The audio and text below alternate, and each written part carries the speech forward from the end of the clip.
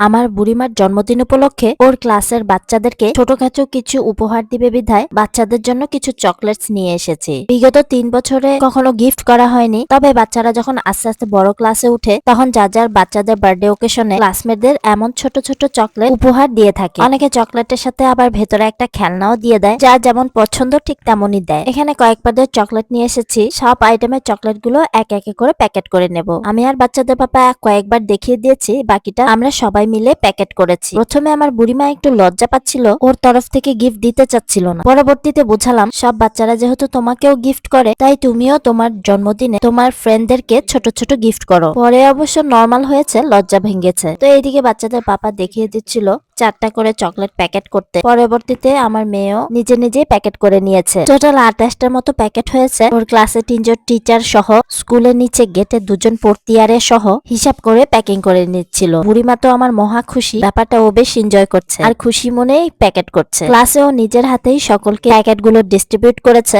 আর ক্লাসে বাচ্চাদের বার্থডে সময় প্লাস্টিকের একটা খেলনা কেক সামনে দেয় আর পার্সোনাল একটা ক্যান্ডেল নিয়ে যেতে বলে, নিজেদের বয়সের সাথে মিলিয়ে ক্যান্ডেল। সেই প্লাস্টিকের কেক দিয়ে প্রত্যেকটা বাচ্চাদের নিজেদের বার্থডে সময় সবাই উইশ করে আর বাচ্চারা সেই ক্যান্ডেলে ফু দেয়, ভিডিওস আর ছবি তুলে। আর এভাবে স্কুলে বাচ্চাদের বার্থডে গুলো সেলিব্রেট করে। সবাই আমার বুড়িমার জন্য দোয়া করবেন, আল্লাহ যেন ওকে নেখায়া দান করেন। আর এভাবেই কেটে গেল ওর জন্মদিনের দিনটা। ভিডিওটা ভালো লাগলে একটা লাইক দিতে ভুলবেন না। লাইক, ফলো, শেয়ার, সাবস্ক্রাইব করে আমার পাশেই থাকবেন, সাথে বুড়িমাটার জন্য দোয়া করবেন। আজ এ পর্যন্ত, দেখা হবে নেক্সট ব্লগে। টিল দেন, আল্লাহ হাফেজ, আসসালামু আলাইকুম, থ্যাংকস ফর ওয়াচিং।